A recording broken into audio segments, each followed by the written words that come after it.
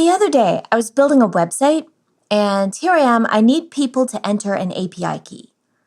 Oops, this is a secret. I should give it the password input type so that it is hidden from view. That's usually what I want. Okay, now I can't see what I pasted. But wait, now I'm not sure I've pasted the right thing, and I want to be able to check it.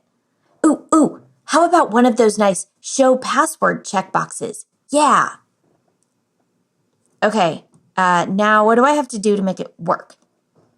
Let's consult the Oracle, the old style Oracle, Stack Overflow. It says I need a little JavaScript. I'll copy that. And this HTML looks a lot like mine, except this onClick property on the checkbox that calls the function.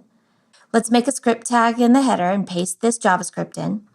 Then add the onClick to the checkbox. Oh, and the ID of my password element is API key. That needs to match the JavaScript. Oh, sure enough, that is not the API key I wanted to paste in there.